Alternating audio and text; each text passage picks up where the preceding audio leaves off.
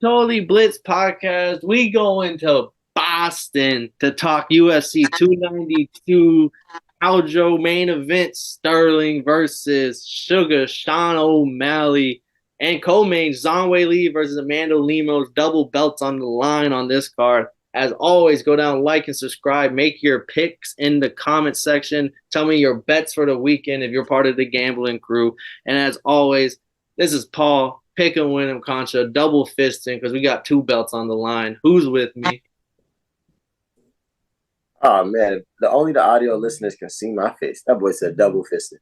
But if you didn't know, we don't mind letting you know. It's your boy Kev, Water Boy Savoy, aka the Dom PYE, aka the People's Champion. You feel me? Know what I'm saying? And how are we going to Boston? Ugh. To watch my dog Aljamain fuck him up, bruh. But before we talk any of that, who else we in this bitch with? It's your boy from the Boston podcast, Gator Boy, aka Southpaw Runs Boxing. We here to talk some UFC.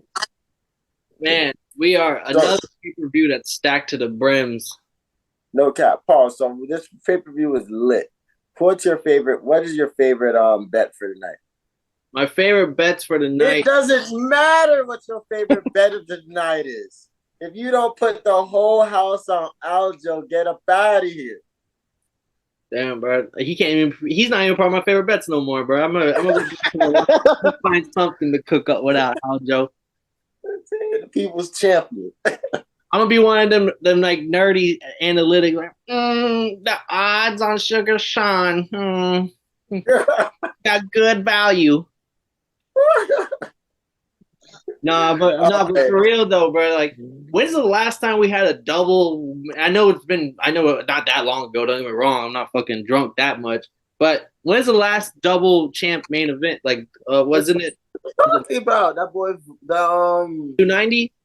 Yeah, I'm gonna say 290. I think because Volk and Brandon Moreno Pantoja, and then Moreno Pantoja. Yeah. Okay. So there was one recently. I don't know. I just love the atmosphere when it comes to double. Like, you can tell your casual friends. Like, people don't even watch UFC, but we're like, yeah, but you got to pay attention to this pay per view. Why?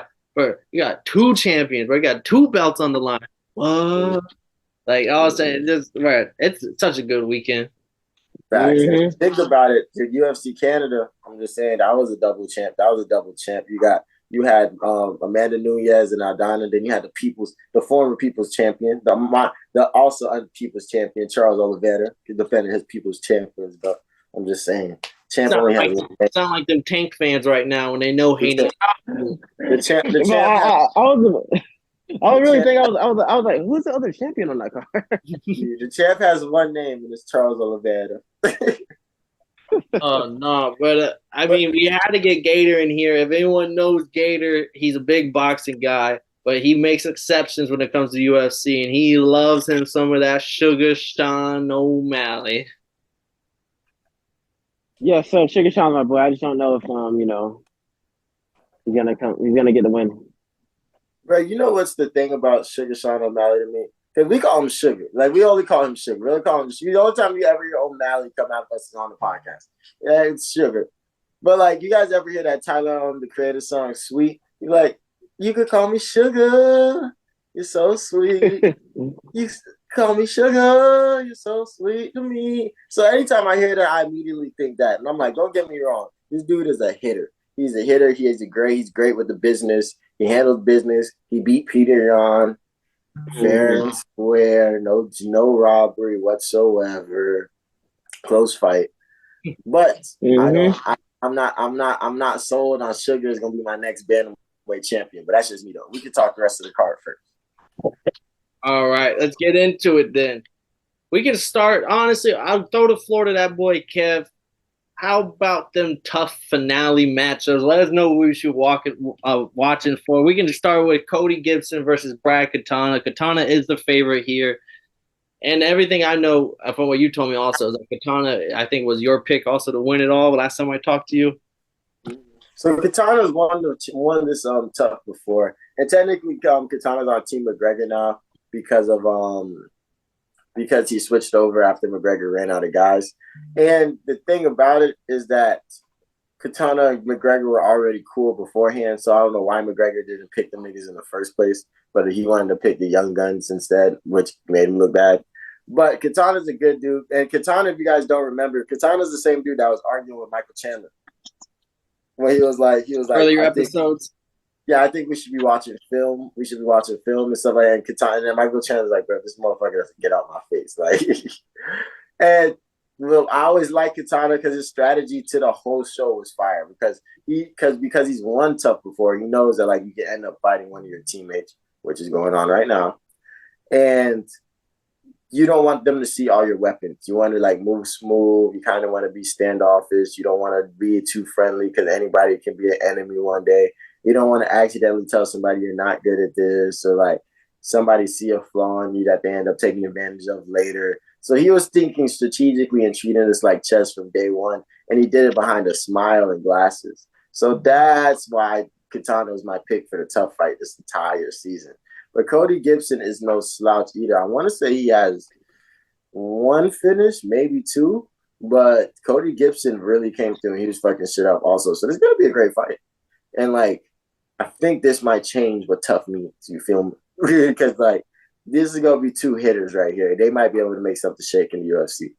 All right, and then we got the other fight, Kurt Holobaugh versus Austin Hubbard. Yeah, I like my dog Austin in this one. Austin is my favorite here. Very slight, though. Still very close odds. That boy said quite slight. But, yeah, I like Austin in this one. I mean, where are these mother truckers at? I didn't keep up too much when it came to this division, but Austin's been cold the entire time. I want to say he was these are the two dudes that were both on Team Chandler. So like it's gonna be a hitter. I want to see what happens with this one. I mean, they didn't impress me too much at the they didn't really impress me too much watching the shit. Austin Hubbard's last fight was a split decision win, which I think it was a good fight. And then what's it called? Hollowball had a second round KO. I mean, I think this is when I probably started slowing down on watching the toughs every week when those two fights went down. But I think this would be a decent fight either. But I'm looking forward to that Brian Katana, that Cody Gibson fight. And Michael Chandler tweeted some shit out, and I forgot to check to see what Brad Katana said. But Michael Chandler was like acted as if like Katana wasn't on his team, like in the beginning of the show. So there's a little bit of drama, there's a little bit of edge on this one. There's a little bit. Just a little bit. I wish I had checked. I'll tweet about it. I'll tweet it on the page. I want to see what Katana said about that shit because that nigga does burn with Connor, so he got the comebacks. All right, and then so that's your little expertise, I would say right now. The little tough. That boy is the only one that's been tuning in. He's the only expert on the panel we got. But I'm not gonna rap Kelsey. I definitely didn't watch like last 2 or 3 weeks. And then I'm gonna highlight real quick 2 fights that go on before them. You got GM3, Gerard Mearshart. That guy, I fuck with Gerard Mearshart, heavy submission specialist. Big underdog, plus 200 against Andre Petroski. Petroski he had 1 loss, and it was the Brian battle. And I believe that was for the finale on Tough. And Brian Battle's doing big things from a tough fighter, so he's still holding it down. But so Petroski's 1 loss is to him, which has aged pretty well because Brian Battle has shown that he's legit. And then since then, he's rattled off 4 wins, 1 KO, 2 submissions, and he has a win over Thurman, coming off a win over Thurman. So he's a big favorite here. But he's a submission artist, in my opinion, and he got submitted by Brian Battle. So the only reason I'm highlighting this is just Gerard Mearshart's a big underdog, submission specialist. If it hits the mat, he's better than you. He's similar. He's like the Paul Craig kind of similar thing where, like, his one good thing is on the mat. So I just think if Gerard Mearshart's taking it seriously and Andre Petroski tries to shoot a takedown in this fight, I'm pointing this fight out just because I'm personally going to sprinkle a little bit on Mearshart decision. Mearshart to win plus 200, and then I'm gonna peep Mearshart submission odds. If they're looking juicy, I might sprinkle a little bit of something on that too. Okay. And then Natalia Silva, big favorite against Andrea Lee, plus 280. And Natalia Silva, if you know her, you know her. She's like 26. She's fine. She knocking. Didn't she get the booty meat award from Reigning booty meat champion UFC holder right now. Oh, she is bad as fuck, ain't she? And she's young, but big favorite. This is a big test. Andrea Lee. She has win over the other Shevchenko sister, Antonia Shevchenko. She has submitted her. She got a KO, but she loses the hitter. So like it's kind of like a test. If Natalia Silva, who has like 3 straight wins since joining the UFC, 2 KOs, has a Taekwondo background, she loves to stand, but she's Brazilian, so she got the BJJ in her back pocket as always. So she kind of could do it all. She's fun to watch. But this would be the test. I'm not betting on her because she's such a big favorite at minus 360, minus 360. I wouldn't touch this fight if I was anyone just because it's early into the prelims. You never know how these fights always go. Sometimes the odds have it wrong. Sometimes a lot of time the odds is favoring the more known fighter, which is Natalia Silva right now. So I wouldn't touch this just because if Natalia Silva is just run-of-the-mill average and she's just been beating up cans, Andrea Lee could make this fight very interesting. And then on vice versa, if she is going to be a top 10 fighter in the flyweight women's division, this should be a fight that we watch her get an easy win. So this will be a fight that I'm paying kind of close attention to for the women flyweights. I'm not gonna lie to you. I might be a new Natalia Silva fan. I just thought I can stick it. All right, but let's get into it, boys. Chris Weidman coming back after 2 years, shattered his leg. He's taking on Brad Tavares. He's a massive underdog at plus 235 against Brad Tavares. 39 years old. That's not the age you want to come back at, but homeboy's got heart. He's never given up since he shattered his leg. So how are we feeling about this fight against Brad Tavares, who also just got like brutally beat down by Bruno Silva? So like he's not looking too hot either. He's 36. He's not the youngest cat in the gym. Chris Weidman. I think they're both. No, he's 35. He's 35. I apologize. Weidman's 39 though. Mm-hmm. You can go get it. Yeah. Oh yeah. I think they're both just kind of. I think they're both just kind of want that last fight before they go out. You know what I'm saying? Both go out on a positive note. You know what I'm saying? Chris Weidman coming back from that injury. You know what I'm saying? Brad Tavares coming back from that brutal loss, and they just, you know what I'm saying? They just want to get a last one in. Are the odds makers disrespecting Weidman here? Or is it fair to put him as such a big underdog coming off a shattered leg and 39 years old, even though he is a legend? Can't stress that enough. I think he had one of those, Kev. He had one of those. You know what I'm saying? That's why I had to put it up. You know, fellow champions always respect champions. You feel me? But is it disrespect or is it just what the UFC does? They usually feed the old to the young type shit. Like, and even though blah blah blah is not the craziest, crazy old, but like crazy young. But Chris Weidman, he just wants to come back and do it again. But my question is, I think he's still training with Ray Longo and them boys, ain't he? Isn't he coming out that camp? Yeah, and honestly, he's been there so long. It's the camp's called Longo Weidman. I thought it was Longo Sarah. Oh, well, I'm looking at right now. He's fighting from Longo Weidman MMA. Oh, that's crazy. So yeah, man, I think he's going in to prove something. And we've seen a lot of vets look good. So I don't know, man. I think I might have to go with my fellow former champion. Once a champ, always a champ, Chris Weidman. And this he's one wrestling motherfucker. So I would say as long as that knee can hold, I think he still got some takedowns in him. Like he's one of a kind when he was in his prime. And the thing about Chris Weidman is that even though I wasn't even an MMA casual, even I knew about what happened to Anderson Silva, who was there when it happened. So motherfucking for the same shit that happened to him was insane to me. And so Weidman, he's 2-3 in the last 5. I know it stretches back to 2017 because of everything going on, but the 2 wins, I mean, his losses are to Dominic Reyes, which was at a dog during that time in 2019. I say aged quite well.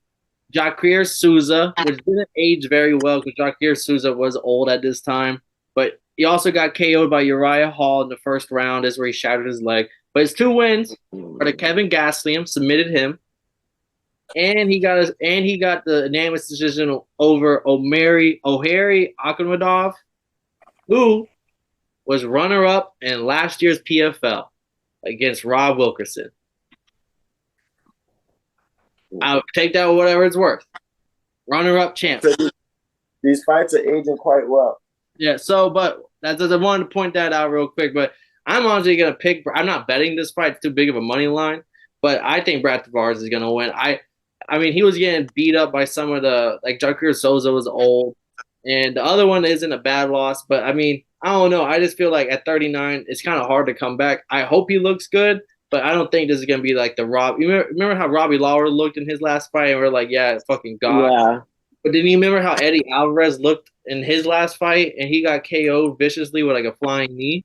Like, I don't wish it upon nobody, but this might be the fight, and I think UFC knows what they're doing here because you got to get something to get the crowd going. Oh my God! And I think, I think so. I think so too. I think it's gonna be another. I think it's gonna be another like really bad like knockout for Weidman, and that's no disrespect. He's a legend, but yeah, I'm going Tavares. That's terrible. I'm telling you, these betting websites need to add that like KO plus 200, right?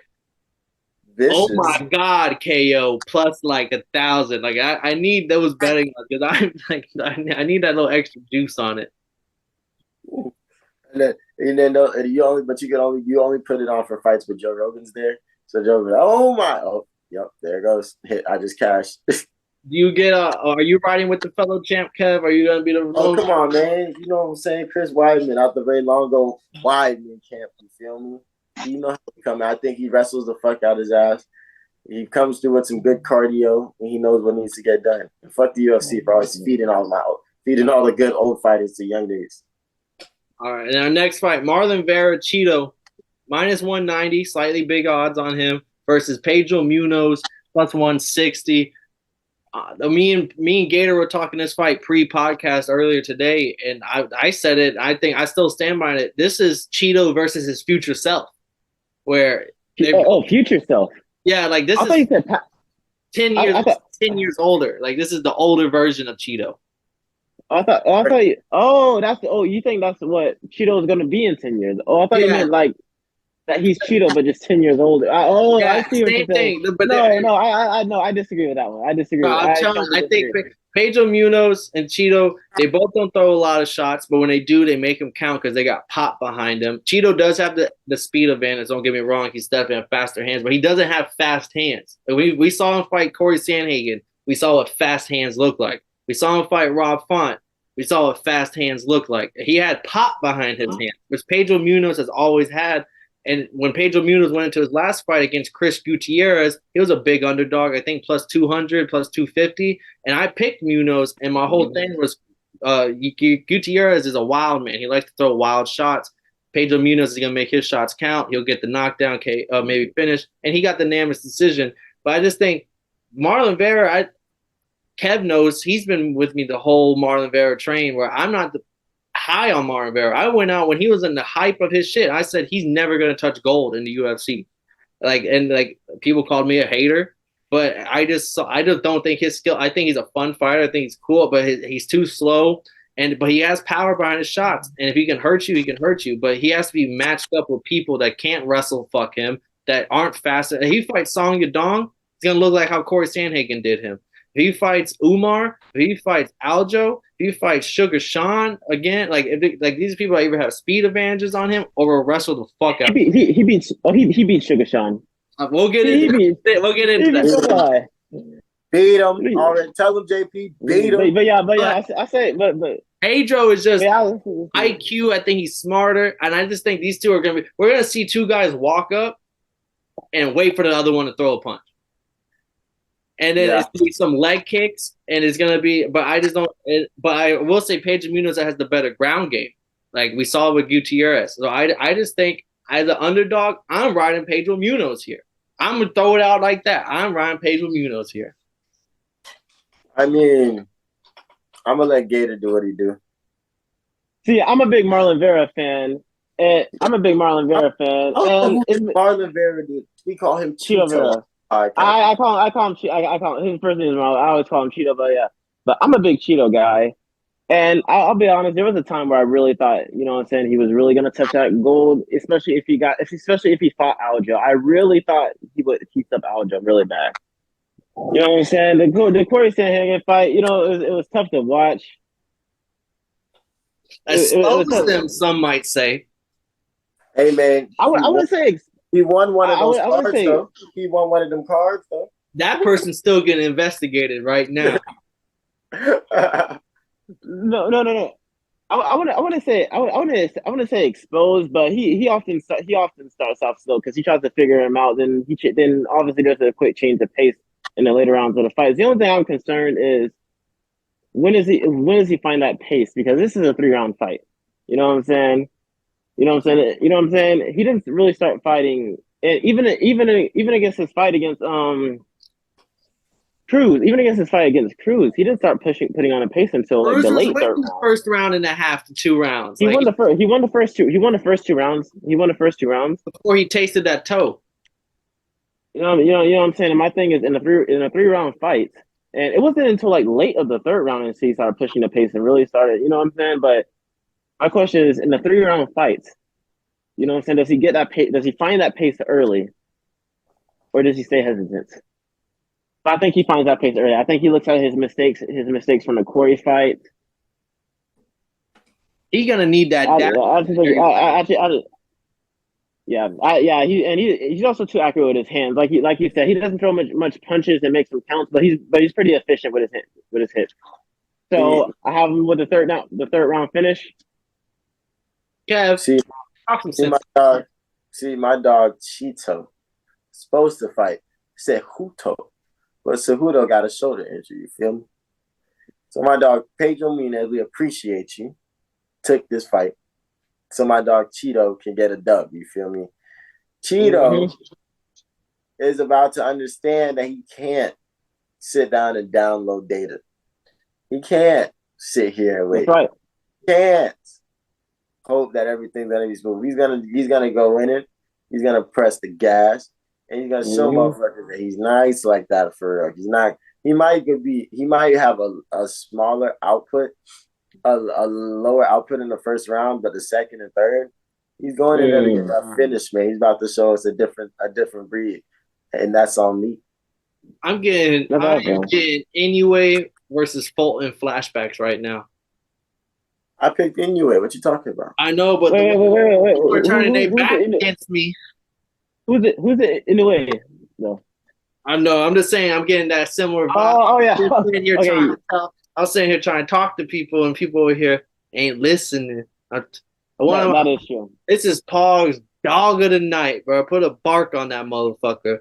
Pedro Munoz is gonna get the dub, and I'm gonna say it's gonna be a decision.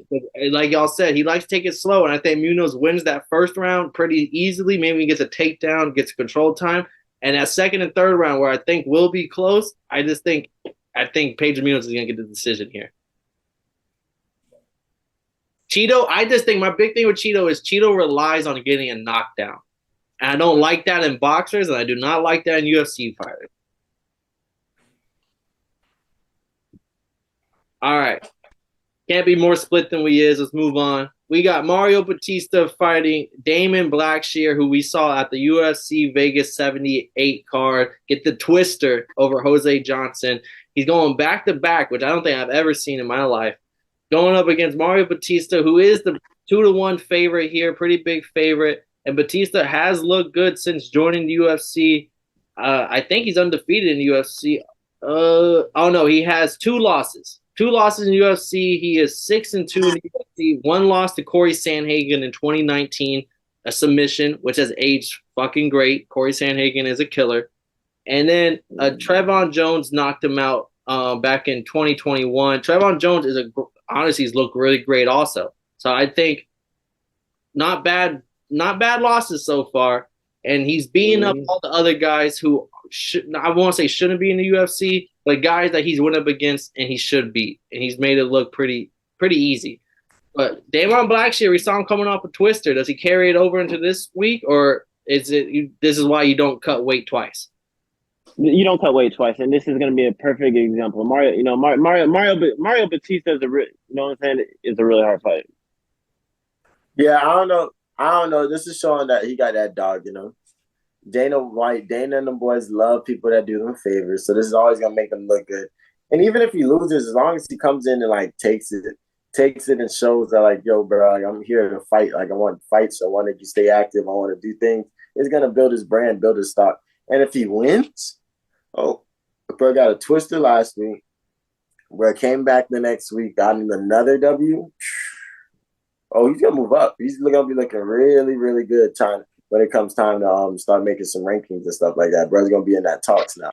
So I'm gonna be looking for this. Damon Blackshear, he didn't take much damage, so I'm not too worried about it. And I just want to see because Batista's a submission artist. Most of his wins are by submission or decision. Good on the ground. He shoots the takedowns. He's pretty effective. He's 67% takedown accuracy.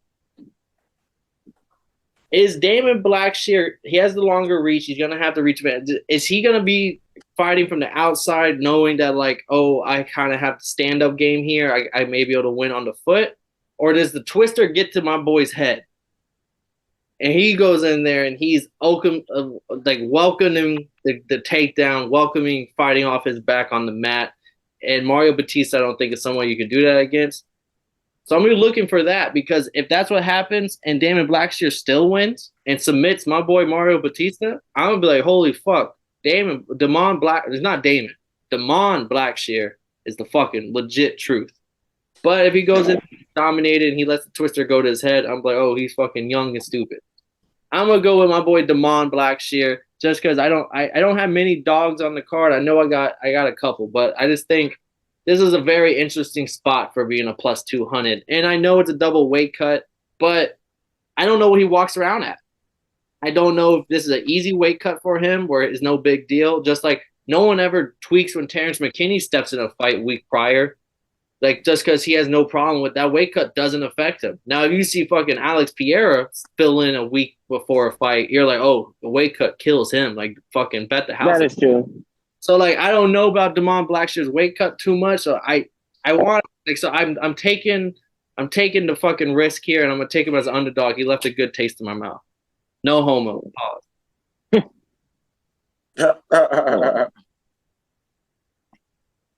No, I'm fucking with it. I got my dog Damon Blackshear. I'm hoping that he can make something shake. I'm going Batista. I just think you need, this isn't enough time for him to game plan. All right. Against the submission game. I'm gonna start calling this because we got the main event and co-main event. I'm gonna call this the featured main card fight. Ian Garry fighting Neil Magny, who filled in last minute. Geoff Neal said he got hurt. He can't make the fight. He tried to fight through it, all that good stuff. Instead, we get the Neil Magny fight, who Ian Garry called for first, and he got Geoff Neal. He said maybe this is the gods answering his prayers. Maybe he'll get Magny, and he did. He got Magny here. Magny's a massive underdog, plus 370 going up against Ian Garry, minus 490. Ian Garry's yet to taste an L. Neil Magny, I mean, he's as legit as they come in the top 15. This is literally I don't want to say gatekeeper, but he is practicing I think I called him gatekeeper when he fought Shawcroft Rachmaninoff. So like he is the gatekeeper kind of at this welterweight division. If you are supposed to be in the top 7, top 6 of fighters in the world, you should be able to take care of a Neil Magny. If you're not, you're gonna be in for a long day. So how are we feeling about the undefeated prospect here? Right. Oh my gosh. Ian Garry is gassed the fuck up right now. I was watching that boy on Ariel Helwani last night. Oh my gosh. Someone say gas. That boy is on that 93 Petro real deal sports car gas. He's feeling himself. He has Ireland on his back right now. He's thankful for Neil Magny coming in and picking up the fight. He's ready to fuck shit. He feels like him. He feels like the man. And I don't know if it's good or bad. I don't know if it's cockiness or if it's motherfucking just that Irish blood. You got to talk your shit, or if it's just confidence. Like I don't know what it is, but This man is on 10 right now. Gator, I'm quiet over going. there. I'm going. Oh, sorry. What you say? As a Gator, you're quiet over there. Oh Dang. no! Oh, I was waiting for KK to finish, but I'm going Ian Garry. At first, I was a little bit of a hater. I'll be honest. You know what I'm saying? Because I feel like he was trying to copy McGregor too much at the beginning, trying to copy a little bit of his phrases and stuff like that. You know what I'm saying? You know what I'm saying? But then I watched a couple of his fights, and I became a fan. Watched his fight against Week. You know, it's very fun, and he wants to take on the challenges. And I mean, he also the Gabe Green fight was nice. D-Rod is the most memorable to anybody. Also got top 15, his introduction to top 15. But Ian Garry got his Ian Machado Garry. His middle name is Machado, bro. Like that told you this guy's gonna be a fucking warrior.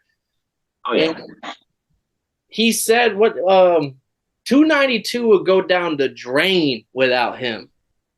And I'm not gonna lie, Aljo and Sterling is nice, but like we lost to Henry Cejudo on the card, and like you need to have that fan favorite guy on the main card or some. We gotta have someone. It can't just be the main event. We see title fights on fight nights nowadays. We spoil. Oh yeah. So like we gotta have something. So he's not kind of wrong here, and he is that. His mic skills have grown on me. At first, I was like, where he wants to be forcing it. I feel like he's kind of found his groove where he doesn't have to be like the I'm better than you tough guy that Connor kind of was, braggadocio. He can kind of be his own person. Yeah, he can be his own person. We saw it in the vlog where he set up D-Rod with the pizza before fight night last card. He can be the funny guy. He can be the little tricks. Like he's found his own lane, and that's what grew on me. It's not forcing it no more. So like I'm gonna tell you the co-main main event in this fight. That is my 3-leg parlay of the night. I'm gonna get into it more as we touch the main event and co-main event. But the first leg, Ian Garry. I don't that odds do not scare me. Go Ian Garry, man. Y'all love y'all some Ian Garry. Everybody's an Ian Garry fan. You know, on the hype kit. You know, in the hype kit. You know, on the hype. I love some Ian Garry. He hates Proper 12. He don't like Guinness. He doesn't drink Irish Stout. He don't even believe in leprechauns. Y'all love y'all some Ian Garry. I'm telling you, hey, after this fight, you gonna change your mind. I'm not a hater of Ian Garry. I believe in Ian Garry. I think Ian Garry is the truth. But boy, but you think he's a little overhyped? You think? Nah, I think 12-0. I think he's just gassed up right now. I think he's lit. He's feeling himself. He knows that this 170-pound division is wide open. He knows the guy that he's fighting is 36. Like, you feel me? And he's only 25. Like, he's very lit right now. He just got tatted. Like, you feel me? He's only wanted new challenges, and he's wanting to fight people ranked higher than him in the division. So I got nothing but respect for Ian Garry. And I feel like he got lucky, like, because he didn't have to fight Hazmat anywhere on his rise. So like that's always a good thing. But I like Neil Magny, man. I feel like Neil Magny coming out of nowhere. He took this fight on short notice. He's feeling himself.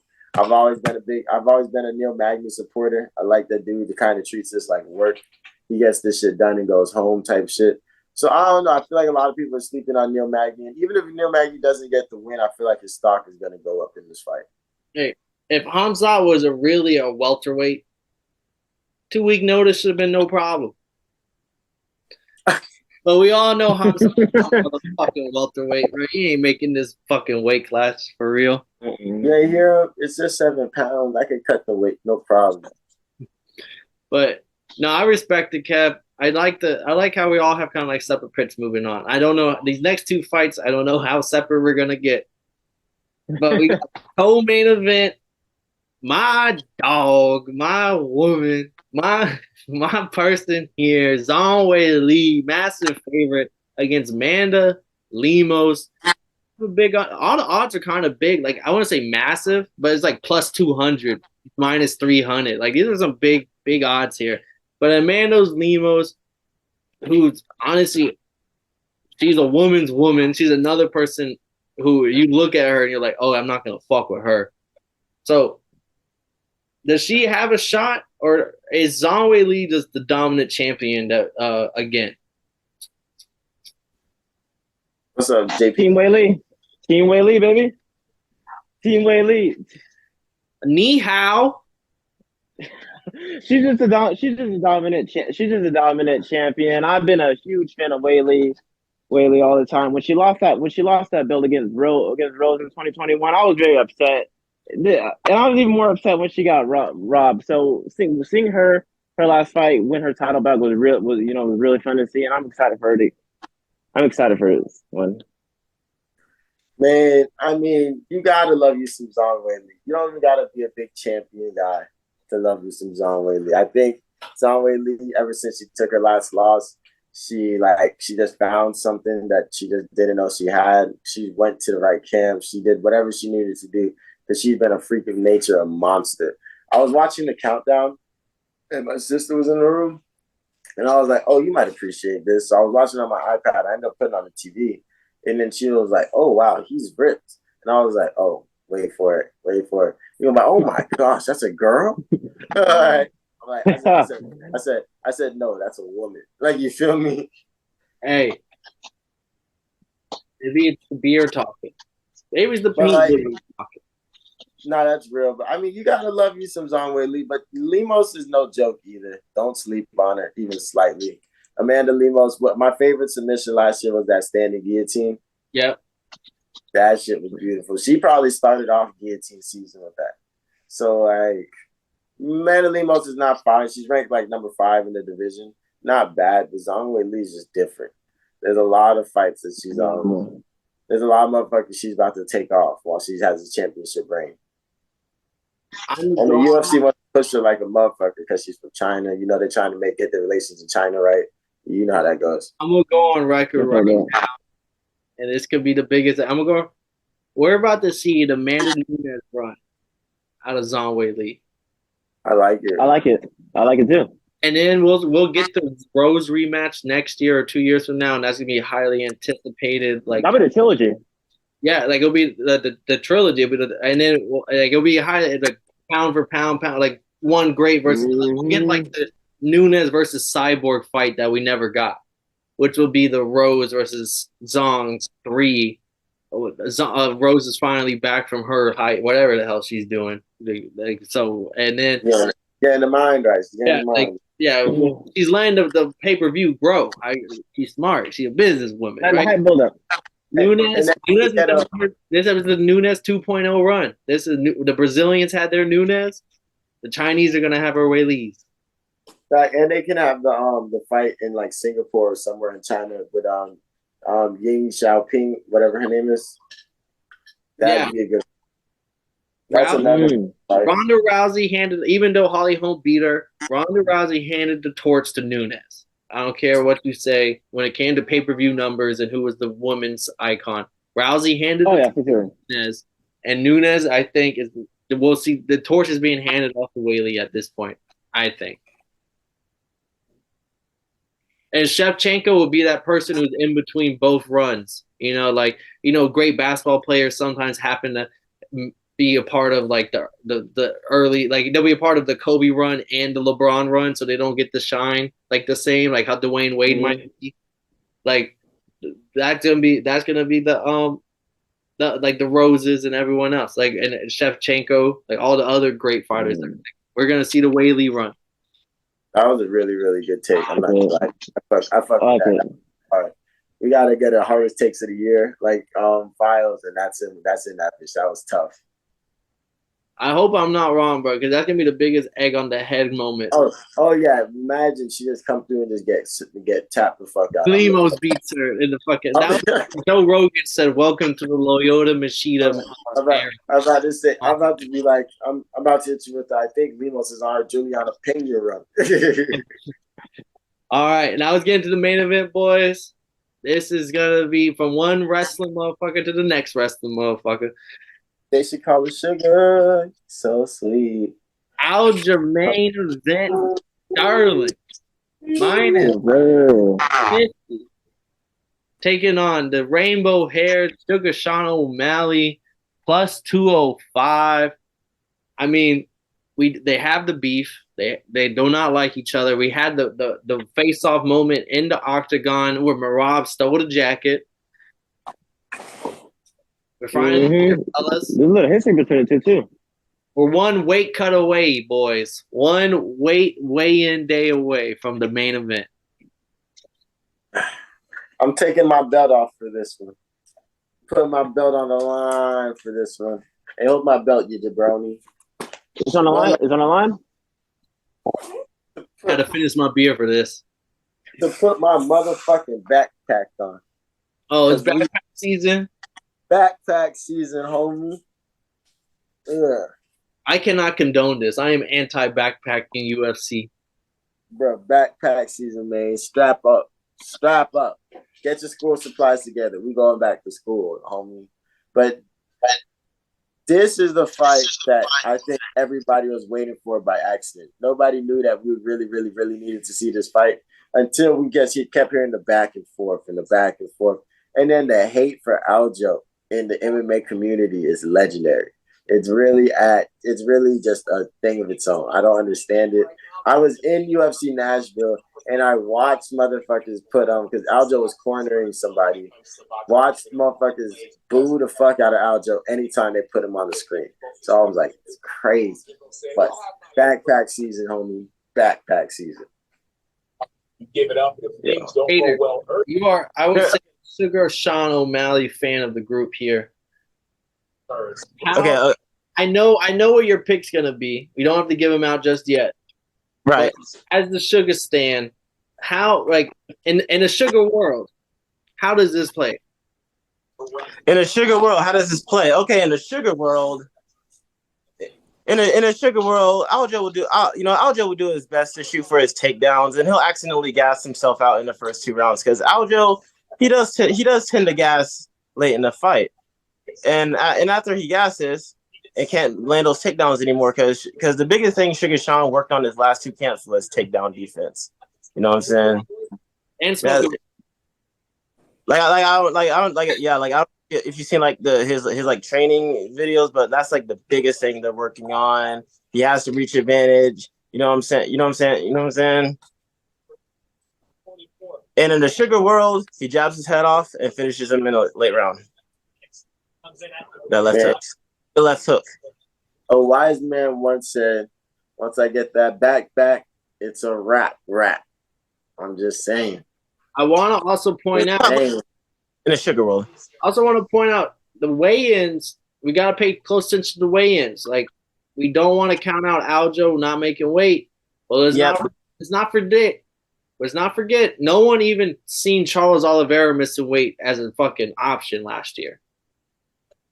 And he did miss weight. It's just been recent in mind where like a great champ has lost.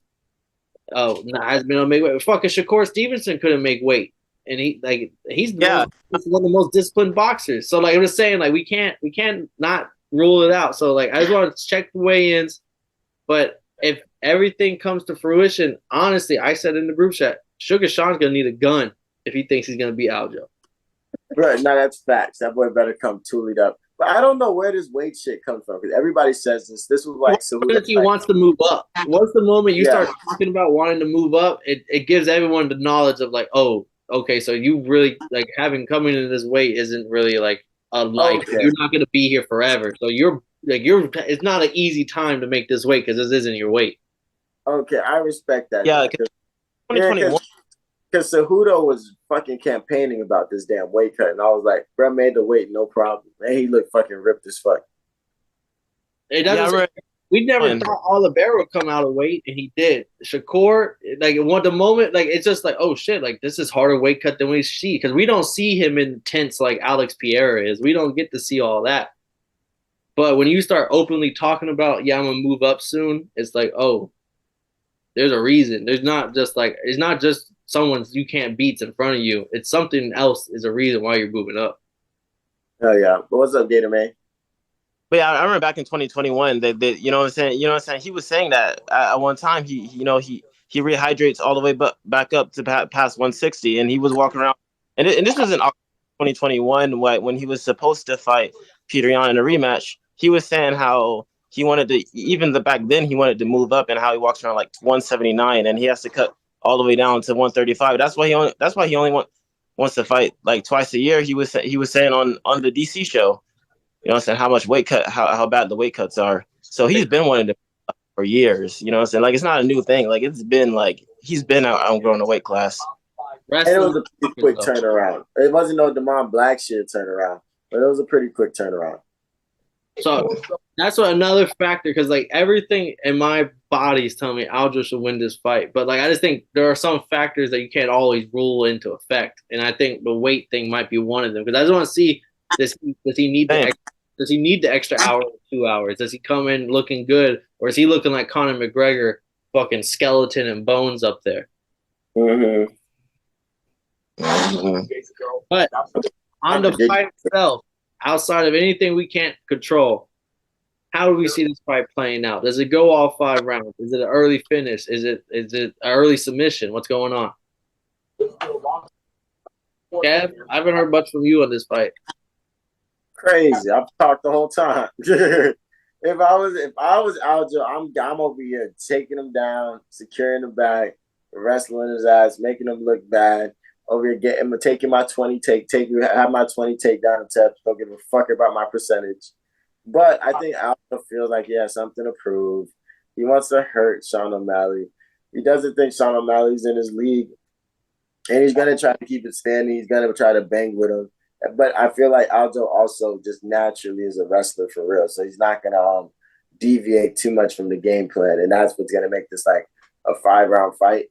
But I think they're both going in with the idea to let this shit go. And I feel like Sean O'Malley's been training takedown defense and everything, but I don't know how much he believes, how much if his training was takedown defense and then also getting out of bad positions. Like if you were to fight like Islam or like one of the Dagestanis, you got to train a lot of getting out of bad positions. I don't know how much that was that. I feel like he's focused more. Not in his camp, I could be wrong, but I feel like he's focused a lot more on just, I can't go to the floor at all versus like, if I do get to the floor, how do I get the fuck up? All right. I'm going to have a wild take. That's why I've been wanting y'all to talk, because once I have this take, I can't go back. This is going to be – y'all remember how – I remember this particularly just because I'm a betting man.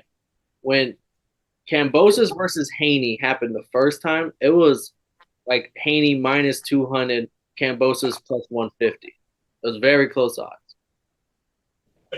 Similar to what the Aljo Sugar Sean odds are right now. And then the rematch happened. And what were the odds? Haney minus 5,000, Kambosos plus like 2,000. I think Aljo is absolutely – I don't think he stands up with him at all. Just because he's going to completely show the world. Like, he even told him, I hope you're working on your BJJ game. I hope you've been working all BJJ. I hope you've been working. Like, he's already telling him the game plan. And in a moment, the one thing he can get caught is with his chin. He can get caught in a mean one. And I think Ray Longo, smart-ass coach.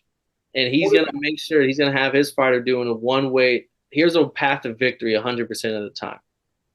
And that's what's going to happen. I think he comes out early shooting him. And the one hope, like you hit it on, like Sugar World, he stuffs those takedowns. Maybe hits him with a knee. Maybe hits him with an uppercut. That makes him kind of weary of shooting bad takedowns. But remember what Barab did to Jan? Takedown after takedown after takedown after shot like 62 takedowns on him. I think Aljo is just going to come in here for 5 rounds and just shoot. You can boom him all you want whenever the card is red, or it's. I think he might even get a finish potentially, because I think Sugar's going to be one that gasses. Sugar's not a 5-round fighter, at least not yet, really. So I mean, he looked good in the yawn, but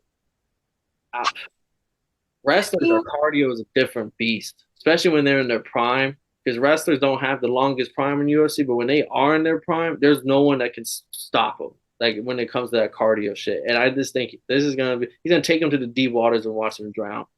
Give me Aljo all the way. And then if the rematch ever happens, the odds after this fight is gonna be. We're gonna be looking at how people looked with Errol Spence and Terrence Crawford. There's like the odds were this close, really. Like, we're going to be sitting here like, wow, people really got Aljo at minus 200 and something when he just absolutely destroyed him, just showed him it's a different level to this shit. And that's best bet of the night. I don't give a fuck what the odds are. Real motherfucking shit, man. Real shit. I'm loving it. JP, man, what you got? To see the thing. I think Aljo. I think he's gonna stand up in the first round, and you know what I'm saying. All his last, I think he's gonna stand up just to throw him off a bit. He'll stand up in the first round, but as time goes on, yeah, he's gonna go for the takedowns. You know what I'm saying. You know what I'm saying. The Sugar Sean isn't the best at takedown defense.